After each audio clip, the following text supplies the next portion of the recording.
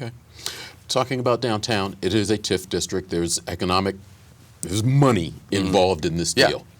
Conversation in general has been about what should be there and what shouldn't be there, tax paying and not tax paying. Has your planning department considered putting a moratorium on not-for-profit organizations in that area going forward until a more comprehensive plan can be designed? Sure. Why or why not?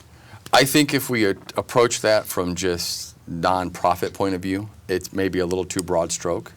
We have nonprofits that can contribute tremendously to the landscape of downtown, but maybe we focus more on use.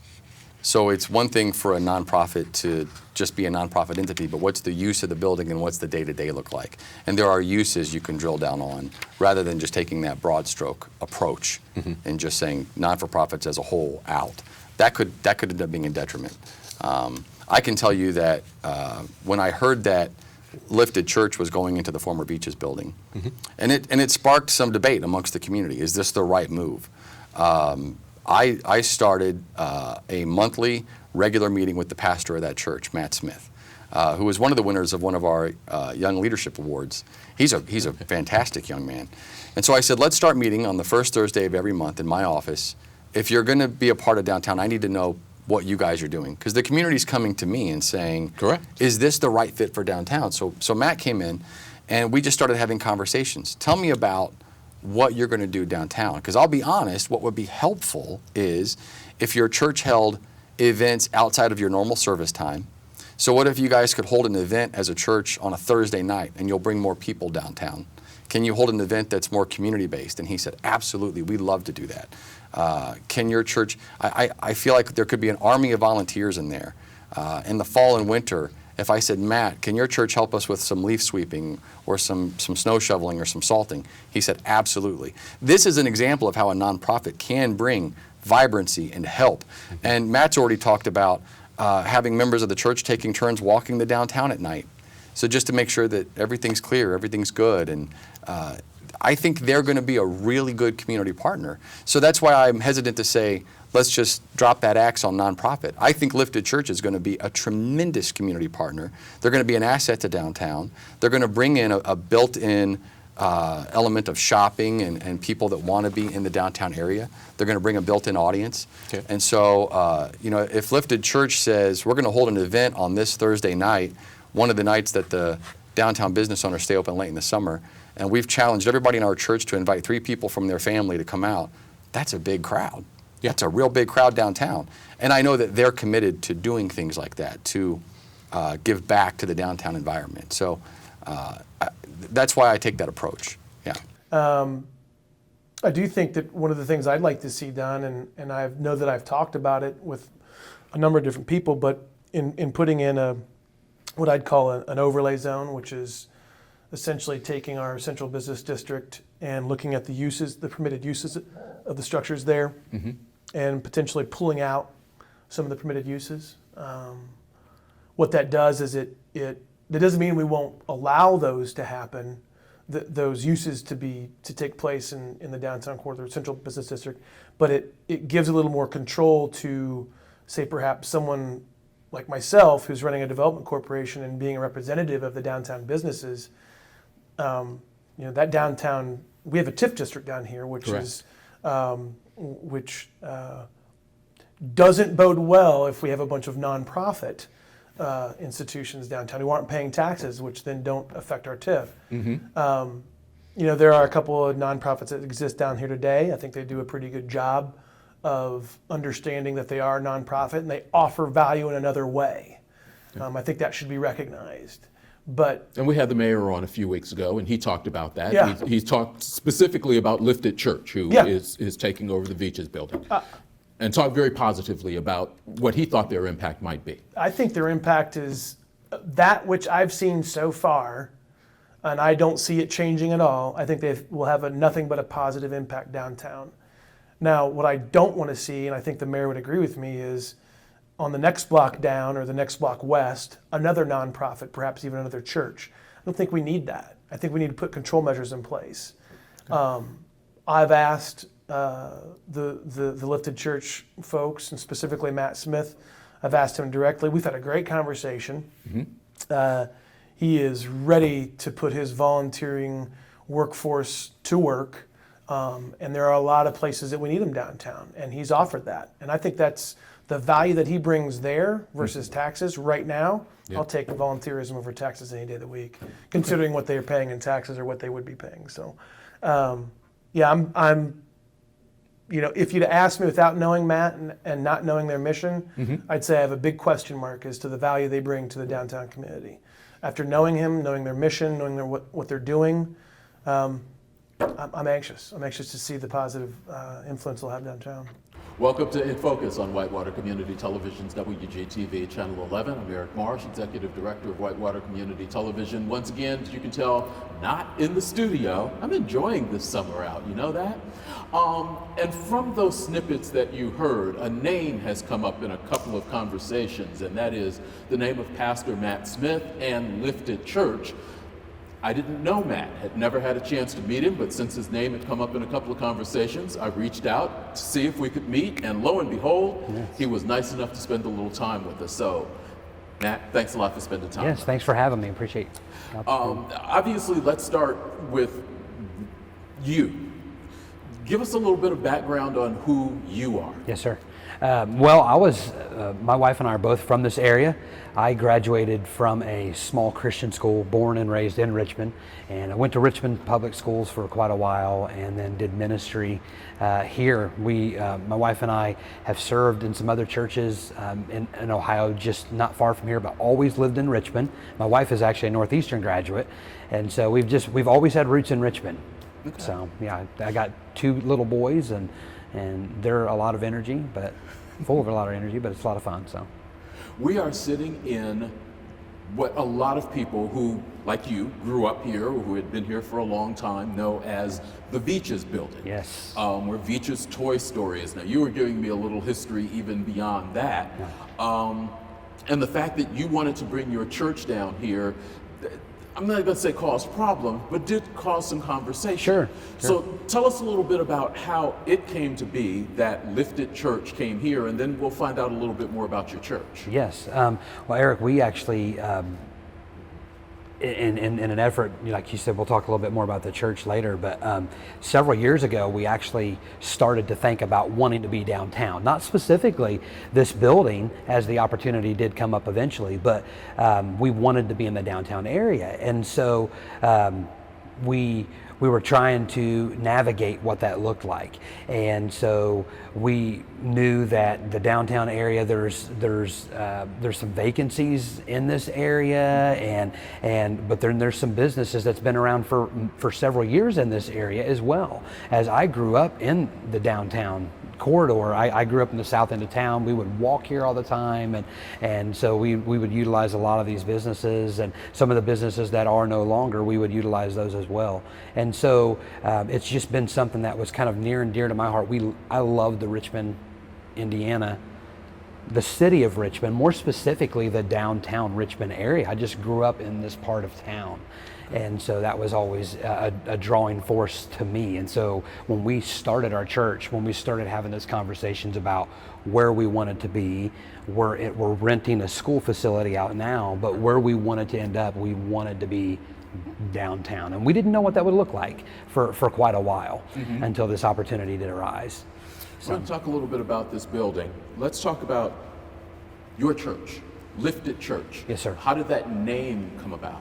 The actual name was just something that a team in our church, we were just trying to think of based on kind of our mission statement. What we came up with a mission statement. We called it Raising Life to See It Move Forward. And so we wanted to be a church that was all about relationships and purpose. Those are kind of our two foundational standards, if you will. Those were kind of, everything was going to be founded upon that. We wanted to be about relationships and purpose. So then we come up with the Raising Life to See It Move Forward, and then out of that was birthed. We shot a lot of different names.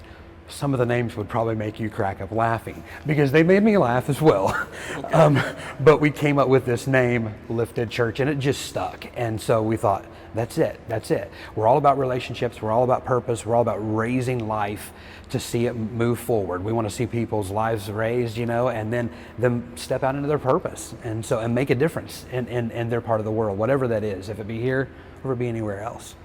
The mayor mentioned in our conversation the fact that you've said that maybe some members of your church could help with snow shoveling or planting or things of that nature. Yes. You're meeting right now at test school. Right. Your church is how old? We started, the first church service was September 13th of 2015.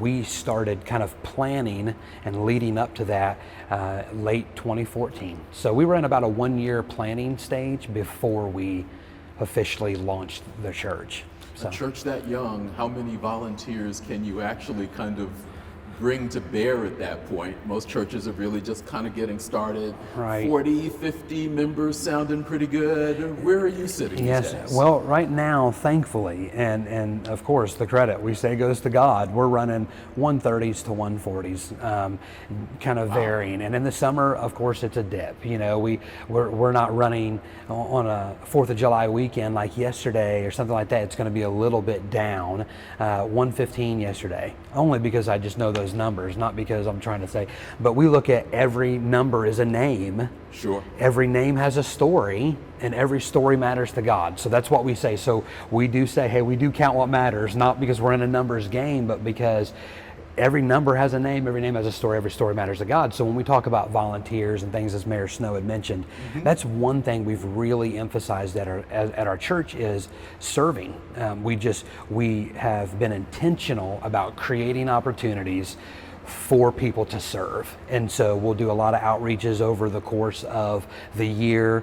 Summer is always a busy season for us. We actually participate alongside other churches in several events, and then we also host some of our own events as well. You had an event recently, I believe, in Elstro Plaza. Yes. For the second year, maybe? It was actually our 4th year. Okay. Fourth year, first year at Elstro. And so it was called Park Party. It's our annual park party. Our very first one was before we officially even started the church. We've always done it at the Glenn Miller Park Band Shell. And so we'll just provide bounce houses, ice cream, food, just a great fun community event. I emphasize to my church, Eric, I tell them, this is not a church event. This is a community event. This is just a free community event. People can come in and enjoy themselves and have fun. So we moved over to Elstro. We wanted to be at Elstro last year. Didn't work with scheduling. But so this was our first year at Elstro, and we had record numbers. It was on the 16th of June. We had our highest attended, and it was a great turnout, and it was just a lot of fun. And so we had, I was trying to remember how many volunteers we had at that particular event. I think it maybe close to 30 people serving at that event, and so it was fun. And the turnout from the community sounds like it was pretty positive. Yes, sir. It was incredible. It was. We actually brought in some food trucks this year, which was our first year doing that. Yeah. And so I think some people were like, we even saw it on social media. Someone was like, well, who's paying for the food trucks? Like that. They ain't just going to give away food, and there was people like, no, the church was paying for that cost, and so it's just what we consider an investment in the community. So we're trying to provide this fun environment. So that was one of the first things. That was a big win. That was a big hit. Obviously, people eating the food trucks and being able to go there and order something, and it just be free, and the kids having a blast in the bounce houses, and of course the water area there at Elstro that's already provided. That was a lot of fun for the kids too. So. That was a great event. It really was. As you grew up here.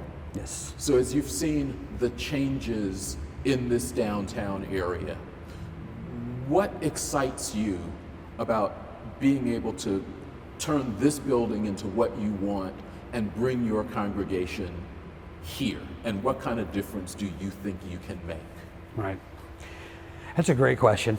We are, I think that the people that we bring on any given Sunday, and not just, I think with our church, and I don't know if it's a misperception or not, I really don't, but we'll have people in and out of this building all throughout the week. And so I think that's what kind of differs us with some maybe nonprofits and some of that in the area, is that we're intentional about being part of the community. We're not just going to take up space in this community. We're not just going to have a building in this community. We're going to be here. And so, and being able to have people coming in, and so we are, we communicate things like, hey, let's go down to an embellish. I did that. I went to embellish and bought Mother's Day gifts. And we went to Circle E and placed a shirt order for our teams to wear for our park party. And we had Hometown Dining cater an event for us already. And so seeing these places down there, I'm very optimistic. Being able to communicate with some of these business owners in this area,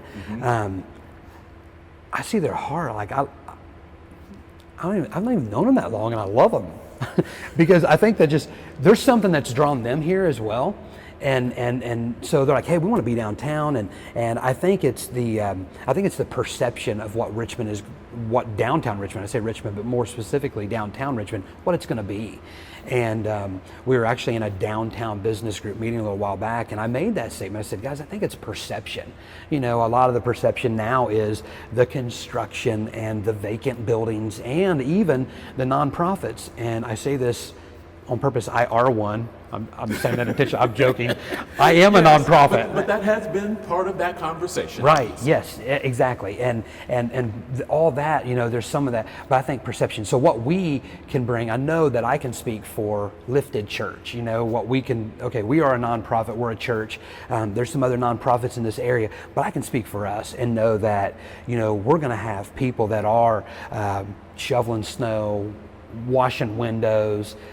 We've talked about that with Mayor Snow before. We'll block off the streets and have a cookout just because we want to just kind of build the energy, the vibe of downtown. And so I think the perception of what it's going to be, I know there's a lot of building up and there's a lot of changes going on, but I'm just really excited about what it's going to be. And so it's funny because all of this change and all this stuff that's going on right now, but what's ironic, Eric, is that it's been like 3.5, 4 years ago when we were having conversations about wanting to be downtown. And then looking at it now and thinking, I think there's a reason why we were just feeling this, to be downtown. And then now you see all of this. And so to see all of this unfolding now, and knowing that we were completely unaware of all this that was going to take place 4 years ago, but yet we wanted to be here. I'm excited about where this area is going.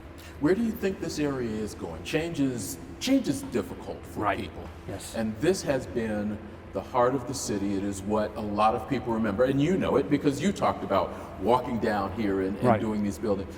What do you think the new look is going to be? What do you foresee? Because you've obviously conveyed something to the mayor, Josh, the business community that's down here. How do you see it changing? I think with the community the community of people that we see coming in and out of our doors, I think they're going to bring some influence for the businesses. I think that. And I'm not going to tell any business owner that they need to be open certain times of the day or not, but the reality is we may have 140, and I think that once we get in here, we're going to grow. I mean, that's the belief of every pastor, right? We're going to grow. So we're going to have 140, if not more people coming in here every week. And so, I'm not afraid. I'm not going to require number one, but I'm not afraid to go and have a conversation with Joe and say, hey, would you want to offer a brunch menu or something like that for, if they get 10, 12 families that walk across the street and eat that day. So I think that we can bring some revitalization, just the energy, just the people coming in. I think that's one thing that we most definitely can bring just by our people that are in our church coming in. I think that with some of the additions, the construction, the bike path and some of that, I know that it's been back and forth in terms of where people stand on those sides, but I will say I'm in agreement. I think that it's going to bring, there is a younger generation that is utilizing those types of transportation more. So I'm 36, so I'm like right out of the millennial thing. It depends on what Google is telling you at the time. Boomer. Is it 59, 60, 61? Yeah, right. So yeah, I'm 36. So the millennials, I'm like just barely, I think, hitting that or barely missing. I think it depends on who you ask. But so this younger generation does utilize this, the walking and the bikes and some of that stuff. So I think that it's going to bring some more people, and then out of that, there's more traffic in and out of these businesses. The reality is this: we know that technology, the Amazons of the world, I mean, that's just the reality. But they've really put a damper on places. An amazing toy store that was around for 79 years, 3 generations, we're sitting in it right now. And I'm not going to say that it's all Amazon's fault, but I think it's a lot of people's fault because of the utilization of this technology. It's just the way of the world. So what I say that, but then I say stuff like, I love the Sam Purcells of the world, Ply Fiber. I love the Kim Hoppies of the world, at Embellish. And I love, so the people that are like, hey, they've got a dream, to run a small store, to be in a community and be a part of something. And so I believe that, yeah, there's that struggle because of where we've went in society from a technological standpoint, but I still believe in the small business, the buying local, I believe that, and I believe that we can still do that. You're not so far out of that millennial range that Right. you missed being one of our truly positive young professionals. Back in April, you were Yes. one of the young professionals that were honored. How did that feel for you? You seem like a pretty humble guy. How did that feel for you? Well, it was humbling. It was very humbling to be nominated. There were some outstanding people in that group, business owners and teachers, and I mean, it was incredible. And so I found out I was nominated. There was somebody that had nominated me, and they had told me that we were nominated, and so I thought, okay, that's great, that's incredible. I got an email that did narrow that down. So there was, I think, 20 some that were nominated. 20, they yeah. narrowed it down to 10, and I was one of the top 10. And I thought, wow, that's outstanding. I'm thankful for that. That was an incredible honor because we've got some great young professionals in this community. And so I know some of those people and got to even meet some of those people at the luncheon. But then they, there's some that I'm thinking of, and I don't want to discredit any, but there's some great people. And like, I'm just going to say his name, Caleb Smith is doing some incredible stuff. And when I saw his name on there, I'm just going to say it, I was like, he's going to get an award because he's doing so well with the farmers market, and so I'm giving props to him. He's a great. I wouldn't say great kid, but he's not much younger than me. But so anyway, when it came down to the top 3, so the way that they navigate that, they actually have the person get up that nominated you, and so they did the first 2, and then that third one, they called the young lady up that had nominated me. Her name is Shannon. She's actually really plugged into our church. She's our church treasurer, but she's bivocational. She works out at Ivy Tech, matter of fact. And they called her up, and when they called her up, that's when it started to be like and so I'm not gonna lie, Eric. I got some dust in my eye a little bit. It was just this humbling experience. I got a little teary-eyed, and just this amazing opportunity because I love Richmond. I truly do. I love Richmond. I can tell you have an excitement when you talk about this No. place, but you've seen the changes, you've seen the up and down. You, like a lot of other people, have seen the young people bail out. Yeah. What keeps you here? Yeah. What makes Richmond in general, the downtown area, what keeps you here, and what does this area need to think about in order to attract and keep more of its young people? Yeah, it's a great question. I think it can be a challenging question. So I've got some friends that talked about that, the perception, yeah, I'm leaving Richmond, you know. I could give the easy answer for me I would say God has kept me here as a pastor, but just the hope, like the vision that I feel like I have for this city, for this church. We wanted to be a life-giving church in this city. So I think just that hope, that perception of what it can be. And twofold in kind of an effort to address what you had said in terms of like the young people and trying to create some things like that. You know, that is a challenging question, and I think that we're trying to navigate that even as well. We don't want to just be a church. As I said, we want to be part of this community. And so we've tried to do some things in an effort to collaborate with schools and try to get into the community in a way. Because we want to hear what the community has to say. I think that one way we can find out is by asking our youth those questions. And I think that there's some efforts going to be taking place soon to where we are asking our youth those questions. But I think creating some sort of environment, fun environment, something to where they're able to feel worth, I think is a big part of it. And so We are about out of time. Yes, sir. I appreciate you taking a little time, showing me the building. Absolutely. We'll hopefully get some shots of what it looks like right now, and maybe we can come back in 6 months to a year. Yes. And see how this has progressed, That'd be because I'm great. sure there are a lot of people that are going to be interested in what happens with this space. This is a space that obviously a lot of people remember for a lot of reasons. Right. It has created, as you mentioned in our pre-conversation, a lot of smiles. Yeah. For a lot of people. Right. And hopefully you'll be able to bring some joy out of this building into the downtown area, and that your energy will continue to be contagious. Yes, we appreciate the opportunity, and we're just excited about what's gonna take place in this building. As you said, I said that there's a lot of joy that's taking place in this as a toy store. You know, It's just incredible. So we're excited about the future and where we're heading. So I appreciate that. Thanks for talking to me. Yes, sir. Thank you. Nice meeting you. Yes. Thank you. We'll be back with a conversation with Jim Russell, the first executive director of Whitewater Community Television, when In Focus continues on WGTV, Channel 11.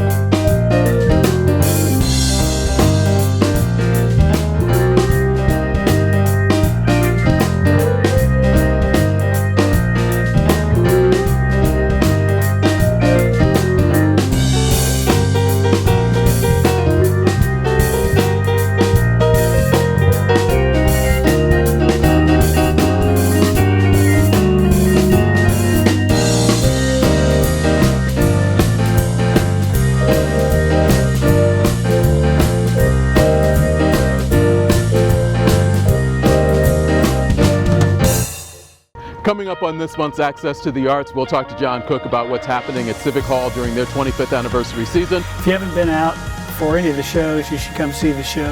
We'll also hear from the Shakespeare Festival.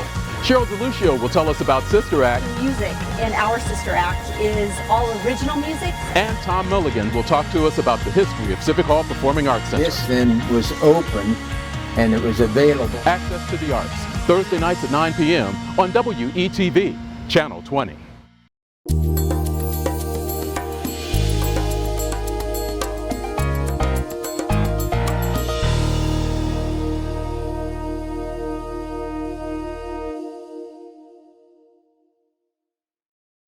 Welcome to this edition of In Focus on Whitewater Community Television, WGTV, Channel 11. I'm Eric Marsh, Executive Director of Whitewater Community Television. Very glad you're able to join us for this, where I get to find out some history about what it is I'm doing. I'm going to run some names for you. Mary Kay Tolan, John Von Pine Jr., Susan Silberstein, Harold Haynes Jr., Rich Cody, Patrick Carney, and Charlie Nelms. Those were the original community members that started, incorporated, and were the original board of directors for Whitewater Community Television. I have the pleasure of sitting across from the person who was the first executive director of Whitewater Community Television that went on the air back in August of 1988, Jim Russell, who now is the radio TV instructor at Richmond High School. Thanks for spending some time. Oh, no problem.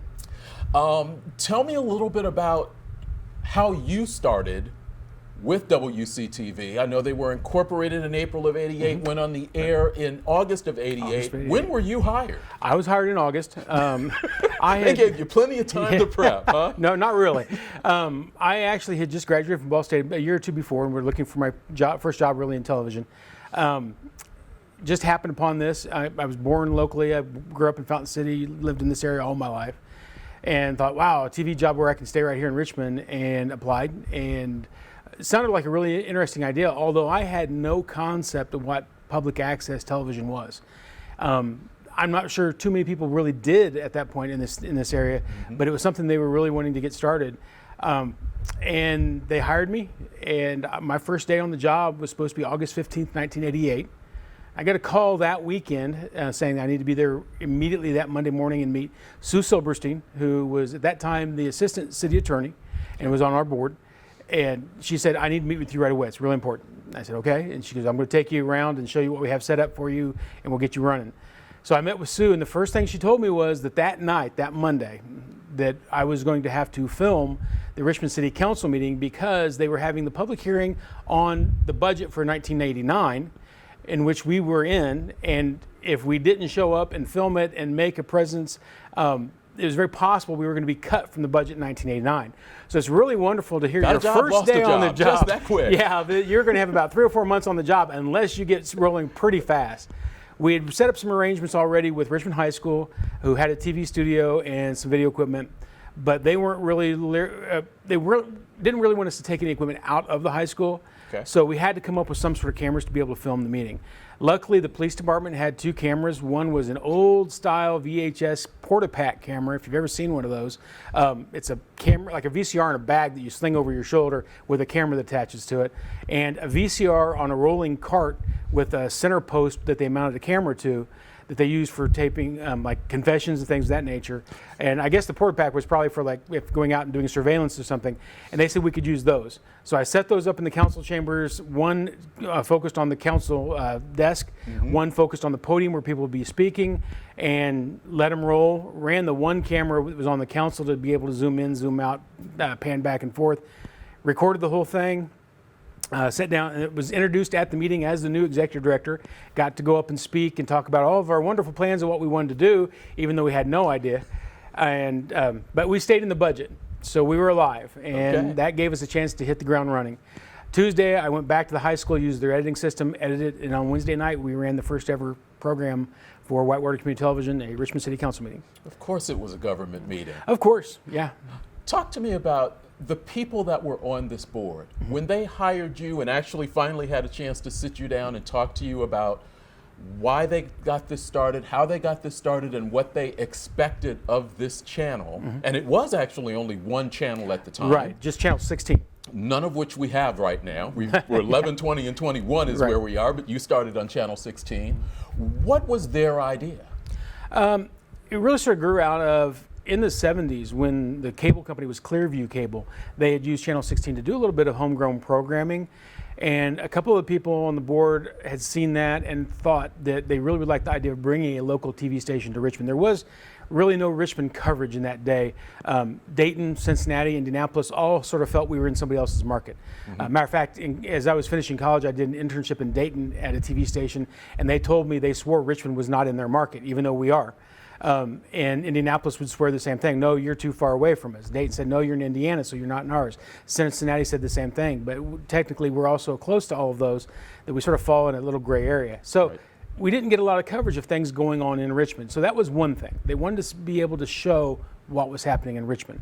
But the other side of that was some of them also understood the importance of what was considered the concept of public access, which a cable company comes in and opens up and makes money off of your community, Right. that they give something back and gives a channel where the community itself can make use of it to do whatever they want to, whether it's exercise their free speech, whether it's promote things, teach, just a lot of different things. And they really saw, I think, the potential in what that could bring to our community. They weren't sure exactly what it was. They just knew that there was something there that could be very good. And there were a lot of people on that board that were very involved in our community in a lot of different ways, from Charlie Nelms, who at that time was Chancellor of IU East, Right. and saw the educational possibilities.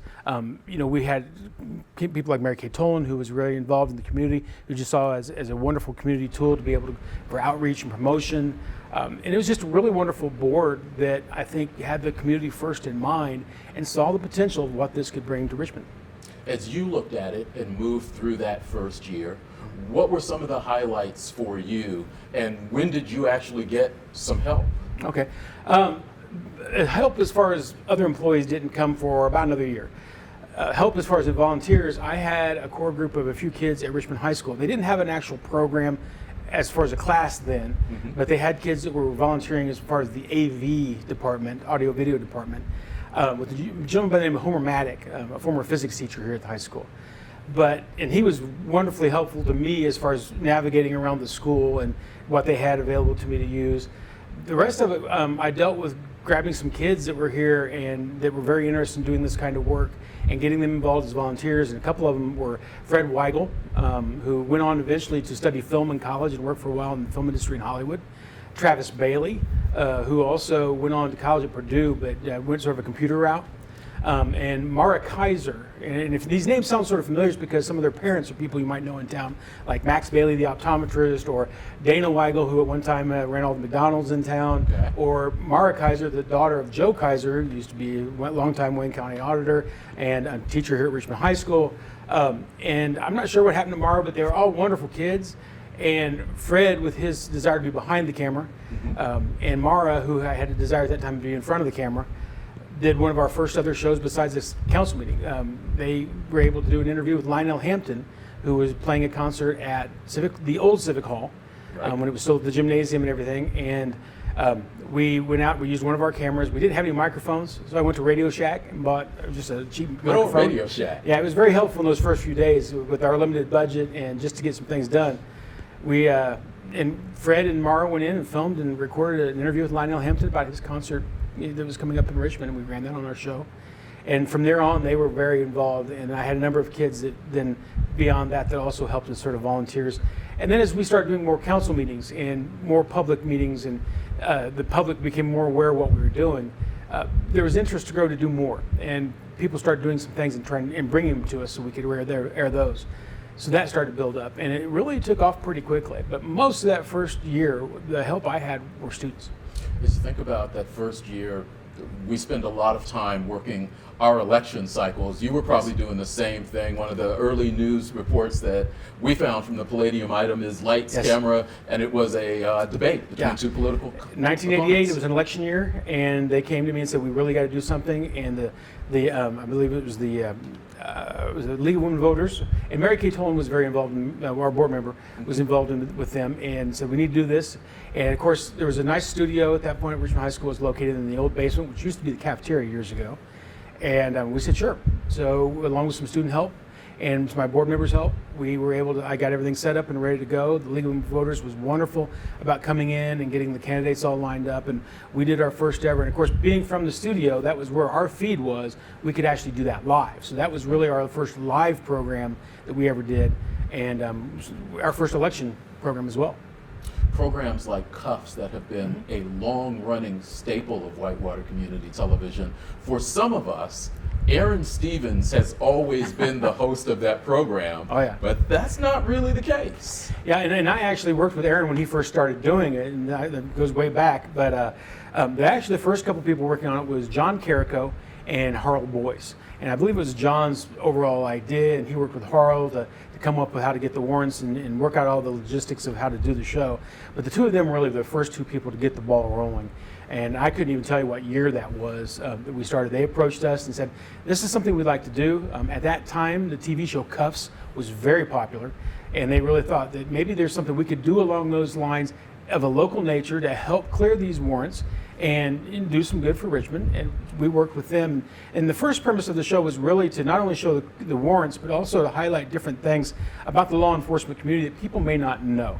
We did shows such as, I remember riding along with Jack Farmer, who at that time was the head of the traffic department, to show what they do if they're if part of the traffic patrols, and we did pullovers of people with tickets and things of that nature.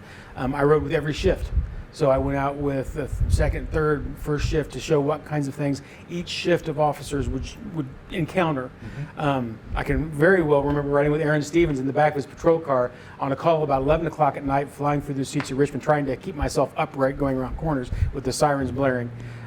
We also went and did interviews with conservation officers to show what they did, because a lot of people don't understand that they have full police powers.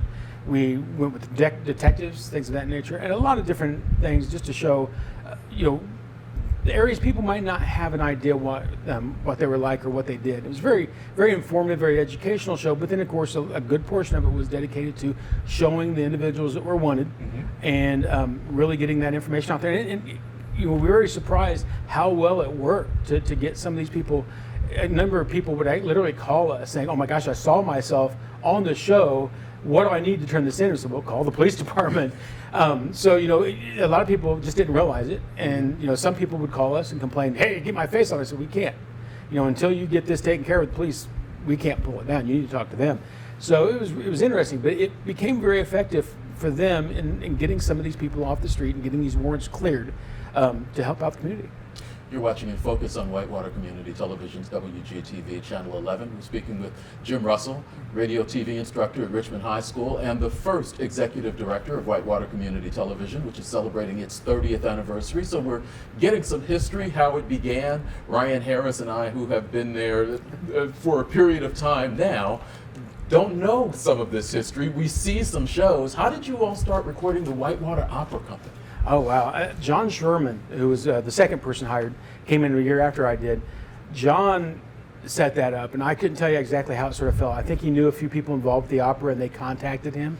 And that was his production. I helped him record every single one of them, but he was the one that took care of all the producing of it, so to speak, in contact with the people who ran the orchestra. Back in those days, they did them all over at Centerville, in the auditorium at Centerville High School. And we'd go over and set up and record a couple cameras, and he would do all the editing and putting them together. And, again, it was one of those things that a lot of people knew we had this wonderful opera company, but they just weren't sure what they were or what they did. So by putting it out on the channel, we really opened up the audience, opened up our community to see one of the wonderful assets that we had in town. And that's really one of the things that over the years, shows like In Focus even does, that there are a lot of things out there people don't understand. They may have heard of them, but they don't really know what they do, and showing that to the public just opens up doors to where people can get more involved. Were you surprised at the response that you all were getting from various shows, whether it was Cuffs, Whitewater Opera, anything? It was, in the early days, that first year or so, we were very unsure of how many people were really watching.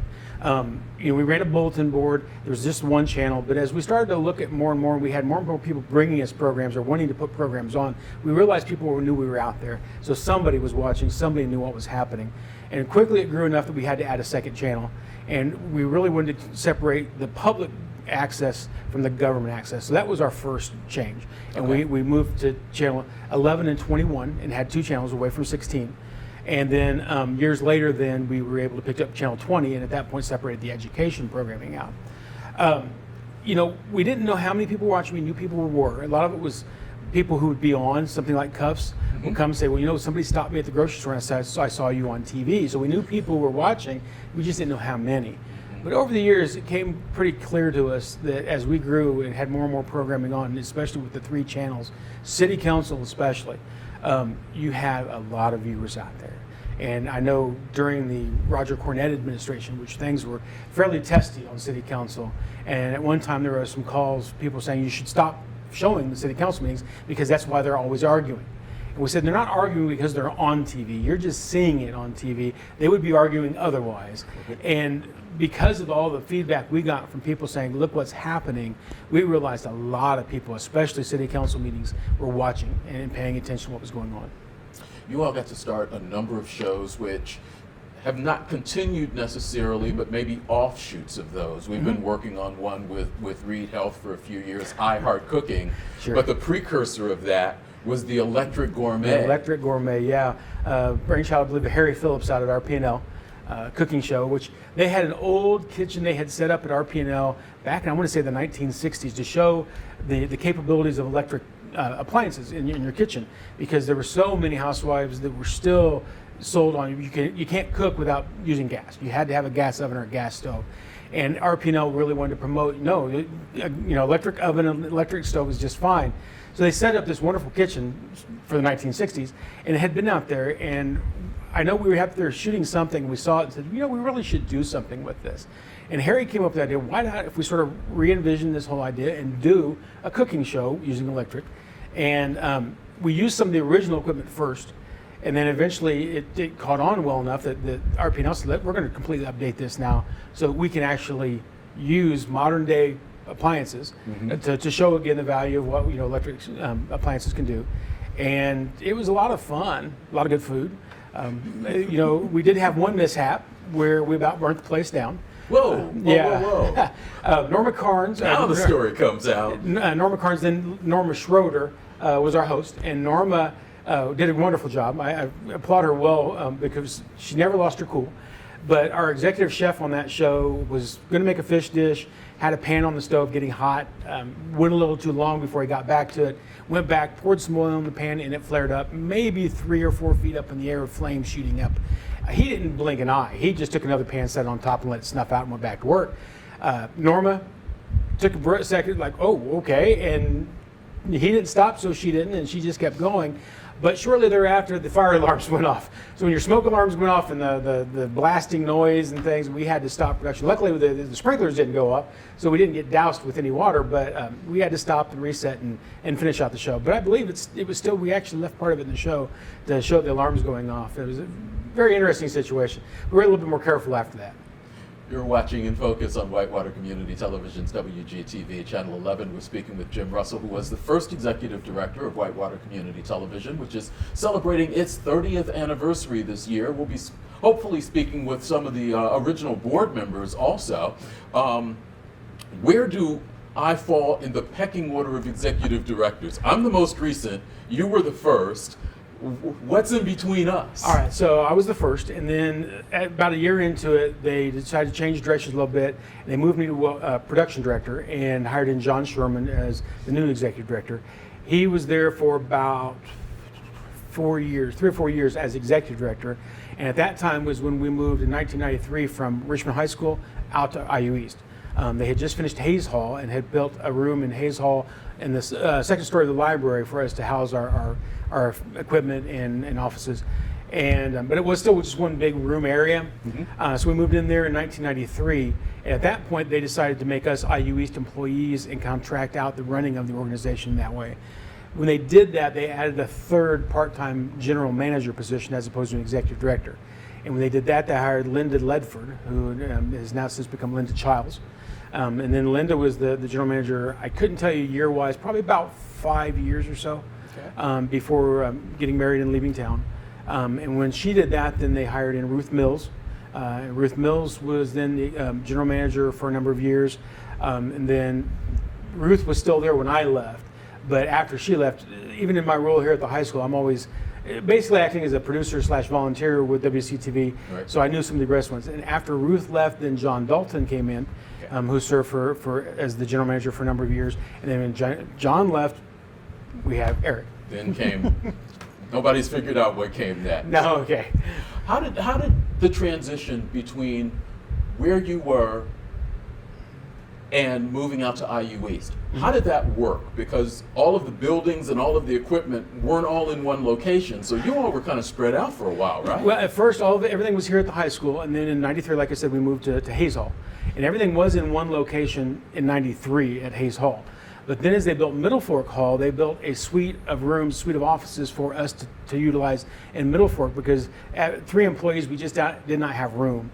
But when we did that, it was just office space. So the room in Hayes Hall, which is where all the cable had been fed into, they left that as our head end. So all of our VCRs and any kind of automation equipment, all that hardware was left in that room while we moved our offices and storage of cameras and things like that across campus.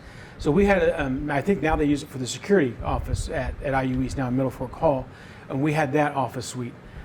We were there for a few years, and then they decided to do a complete remodel of Hayes Hall, at which time then they built specifically in the basement of Hayes Hall, or the lower level of Hayes Hall, the studio and office space and everything that you use now.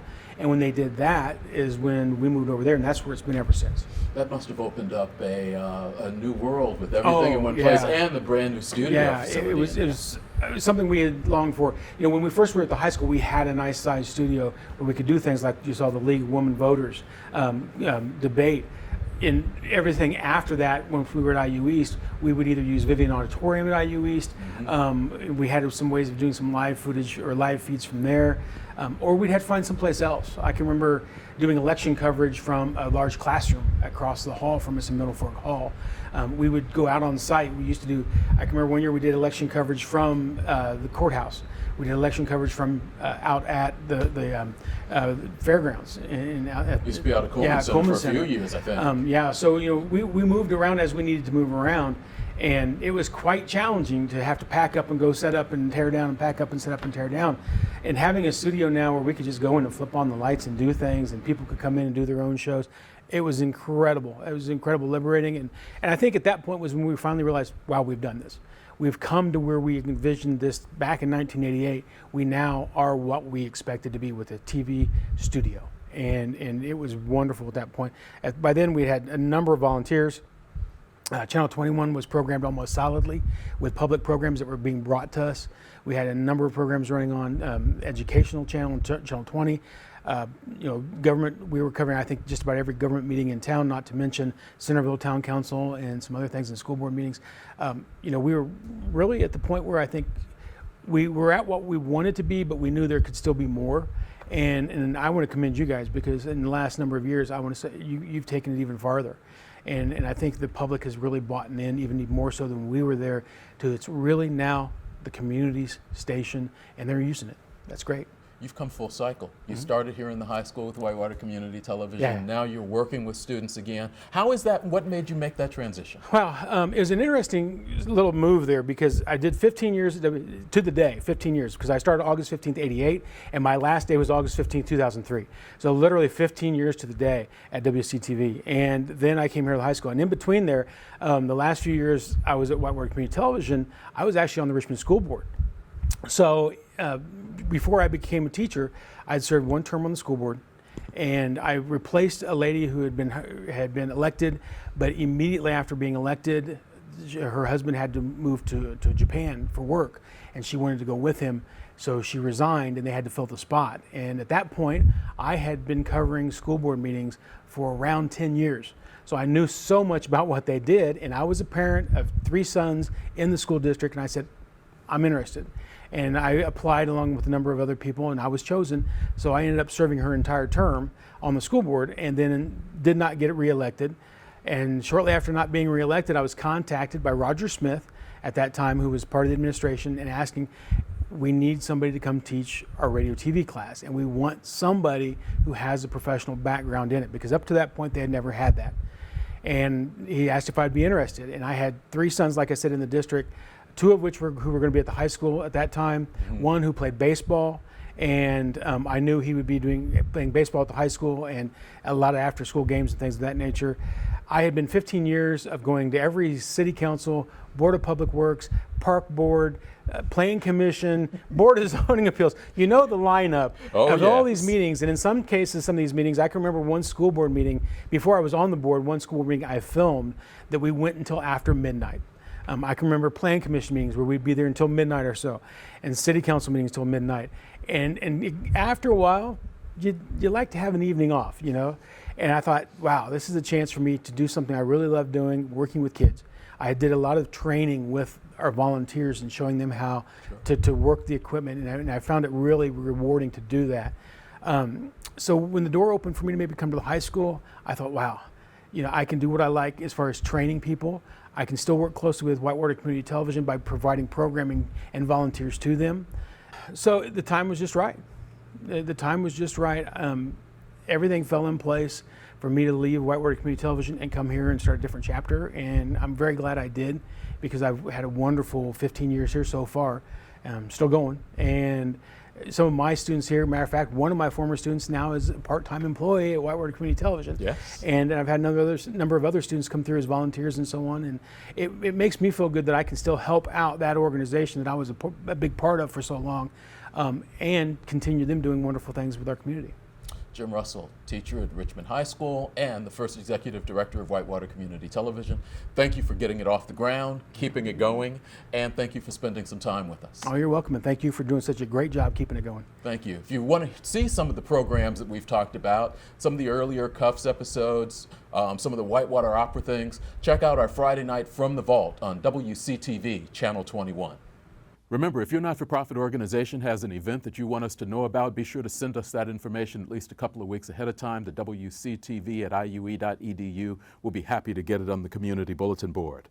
The Model Ts are coming back to the area from Wednesday, July 11th through Saturday the 14th. Lots of fun for the whole family. Check them out. They'll be in the Depot District and driving all around town. Stuff the Bus on Saturday, July 14th from 10 a.m. to 1 p.m. at the Richmond Walmart. That will help affect communities and schools. Lots of healthy things to do, starting with the Read Ride taking place on July 14th. Save that date. Get signed up at readride.org. There's a meditation hike every Thursday at 6 p.m. out at Hayes Arboretum. If you need more information, hayesarboretum.org. If you're into walking, the Richmond Walking Club happens every Thursday, 7 p.m. at Glen Miller Golf Course Clubhouse. Definitely check them out and make sure you are healthy, walking, relaxed, and all that other great stuff. Hopefully it'll cool down at least a little bit and you can do it.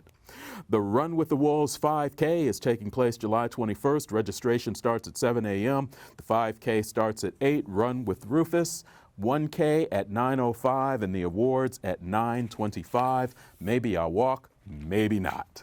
Season tickets are on sale for the Richmond Symphony Orchestra's upcoming season. Everywhere with You with the RSO. Season tickets are also available for this year's Director's Choice of the Richmond Civic Theater. Go rct.org. And season tickets are also on sale for the silver anniversary of Civic Hall Performing Arts Center. They have a great lineup coming at you. I want to remind you that replays of WCTV's In Focus can be seen tonight at 10:30, tomorrow night at 8, Saturday 8 a.m. and 9 p.m., Sunday at 8 a.m. and 1 p.m., and audio replays available on G1013 and 100.9 ESPN Radio.